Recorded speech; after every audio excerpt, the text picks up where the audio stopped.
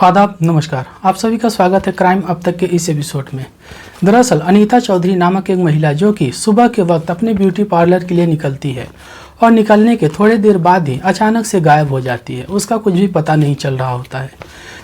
दरअसल राजस्थान के उदयपुर में गंगाड़ा नामक एक एरिया होता है जहाँ की रहने वाली अनीता चौधरी होती है। दरअसल वह सुबह अपनी ब्यूटी पार्लर सनशाइन नामक ब्यूटी पार्लर के लिए अपने घर से निकलती है और निकलने के थोड़ी देर बाद ही अचानक से गायब हो जाती है।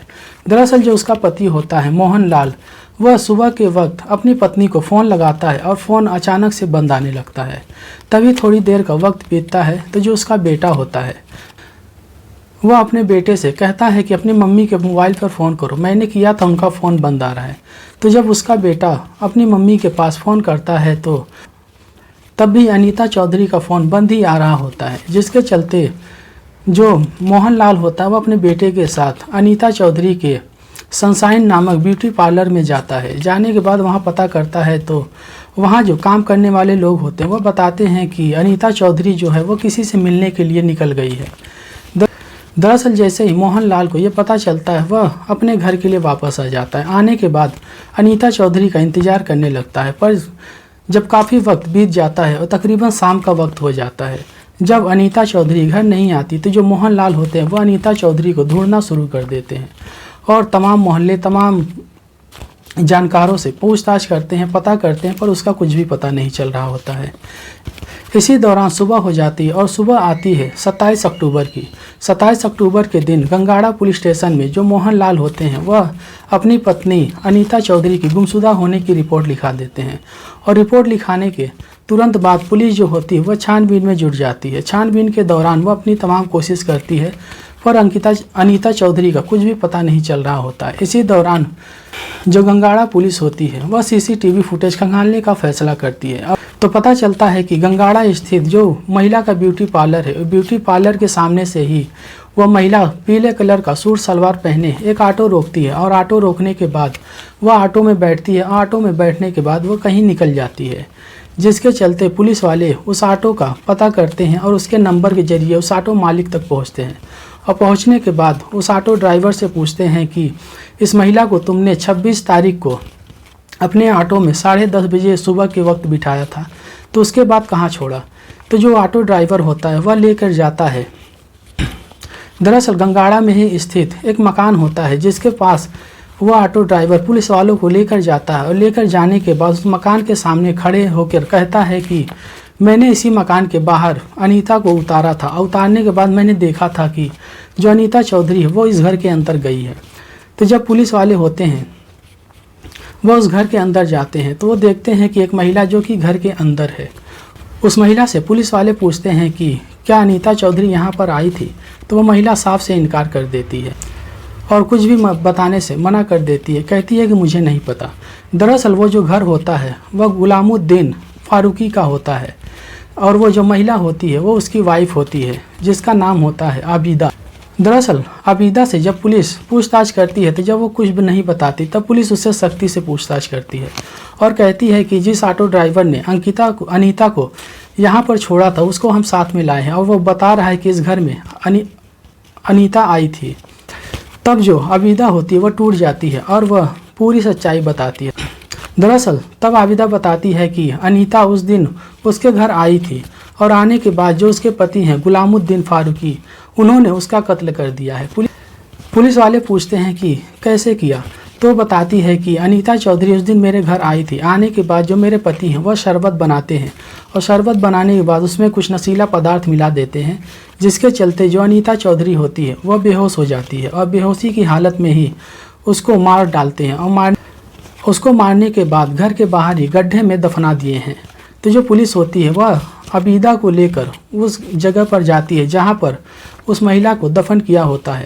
दरअसल जब पुलिस वहां जाती है और जाने के बाद कुछ मजदूरों को बुलाती है और बुलाने के बाद उस गड्ढा वहां पर खुदाई करवाती है। तकरीबन 10 फीट के गड्ढा खोदने के बाद उसमें से एक पॉलीथीन निकलता है और वो पॉलीथीन को जब पुलिस बाहर निकालती है, बाहर निकालने के बाद जब उसे खोलती है तो पुलिस देखकर चौंक जाती है। दरअसल उसमें अनीता चौधरी की 6 टुकड़ों में लाश पड़ी होती है और जिसमें एक चुन्नी और एक लहंगा भी होता है। ये सब देखने के बाद पुलिस हैरान सी हो जाती है कि आखिर ये क्या हो गया। पुलिस जैसे ये सब देखती है, देखने के तुरंत बाद ही मोहनलाल को फ़ोन करती है। मोहनलाल तुरंत ही वहाँ पर अपने बेटे के साथ आता है और आने के बाद अनीता की ऐसी हालत देखकर वो दोनों बाप बेटे फूट फूट कर रोने लगते हैं। उनको तो समझ में ही नहीं आ रहा होता है कि आखिर उनके साथ हुआ क्या है। इसी दौरान जो पुलिस होती है वो बॉडी को पोस्टमार्टम के लिए भेजती है और भेजने के बाद जो मोहनलाल होते हैं उनसे पूछताछ करती है और पूछती है कि आखिर अनीता यहाँ क्यों आई होगी। तो जो मोहनलाल होते हैं वो बताते हैं कि ये दरअसल जो गुलामुद्दीन फारूकी होता है, अनीता उसको तकरीबन 15 साल से जानती थी और इन दोनों में भाई बहन के जैसे रिश्ता था, जिसके वजह से अनीता का गुलामुद्दीन के घर पर आना जाना लगा रहता था और गुलामुद्दीन के अनीता के घर पर आना जाना लगा रहता था, और जिसके चलते वह बाप बेटे और अनीता तीनों लोग उस गुलामुद्दीन को जान रहे होते हैं और आबिदा को भी जानते थे। जब यह बात पता चलती है तो पुलिस और भी हैरान हो जाती है और ये सोचने पे मजबूर हो जाती है कि आखिर क्या वजह होगी कि जो गुलामुद्दीन ने अनीता का कत्ल किया है। तब जो पुलिस होती है उसी दिन 30 अक्टूबर को आबिदा को गिरफ्तार करती है। गिरफ्तार करने के बाद पुलिस स्टेशन लेकर जाती है। पुलिस स्टेशन ले जाने के बाद आबिदा से पूछताछ करती है तो आबिदा बताती है कि दरअसल जो उसका पति है गुलामुद्दीन, वह काफ़ी दिनों से कर्जे में डूबा हुआ था, जिसको कि जुए की लत थी और जिसके चलते वह उसके ऊपर तकरीबन 12 लाख का कर्ज हो जाता है, जिसके चलते वह कुछ भी नहीं पाता तो अनीता को मारने का प्लान बनाता है। जिसके चलते जो गुलामुद्दीन होता है वह अपने घर के बाहर 23 अक्टूबर को जेसीबी बुलाकर गड्ढा खुदवाता है और गड्ढा खुदवाने के बाद प्लान के तहत 26 अक्टूबर को अनीता को अपने घर बुलाता है और घर बुलाने के बाद उसको बुरी तरीके से मारता है और मारने के बाद उसके 6 टुकड़े कर उसी में वो दबा देता है और दबाने के बाद अचानक से वह गायब हो जाता है। और जो उसकी पत्नी होती है वह घर पर ही रहती है कि किसी को शक ना हो कि यहाँ क्या हुआ है। दरअसल जब पुलिस आगे की कार्रवाई में जुटती है, इसी दौरान जो अनीता के पति होते हैं मोहनलाल, वह कहते हैं कि अनीता के साथ पहले दुष्कर्म हुआ है, दुष्कर्म होने के बाद उसका कत्ल किया है और फिर उसको ज़मीन में गाड़ा है। पुलिस इसकी वजह पूछती है तो अनीता के जो पति होते हैं मोहनलाल, वह बताते हैं कि जब अनीता अपने ब्यूटी पार्लर से ऑटो पकड़ने के लिए निकली थी तब उसने येलो कलर का सूट सलवार पहना हुआ था, पर जब इसकी बॉडी मिली तब उसमें चुन्नी और घाघरा था। तो आखिर कपड़ा कैसे चेंज हो गया और जो कपड़ा वो पहन के गई थी वो कपड़ा कहाँ पर है। पुलिस इस तथ्य पे जांच आगे बढ़ाती है। आगे बढ़ाने के बाद गुलामुद्दीन को गिरफ्तार करने की तमाम कोशिशें करने लगती है। इसी दौरान मोहनलाल और सुनीता नामक एक महिला की ऑडियो लीक होती है। दरअसल जो ऑडियो होता है वह अनीता की सहेली सुनीता की होती है और सुनीता जो होती है वह कहती है कि मुझे शक है कि कहीं न कहीं इस घटना में तैयब अंसारी नामक एक व्यक्ति का हाथ है। तो जो मोहनलाल होता है वह पूछता है कि तुम्हें क्यों ऐसा लगता है।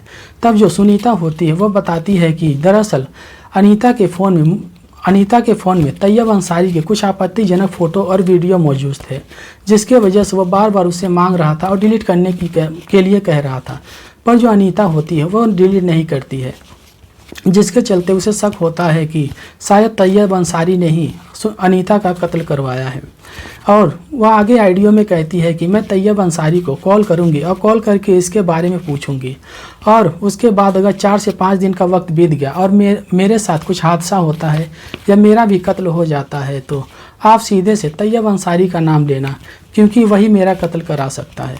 पुलिस उस थ्योरी पर भी आगे काम करती है और आगे की कार्रवाई में जुट जाती है। इसी दौरान जो परिजन होते हैं वह तमाम लोग धरने पे बैठ जाते हैं और बैठने के बाद वह कहते हैं कि आखिर 5 दिन का वक्त बीत गया और अभी तक गुलामुद्दीन का कहीं अता पता नहीं है, पुलिस आखिर क्या कर रही है।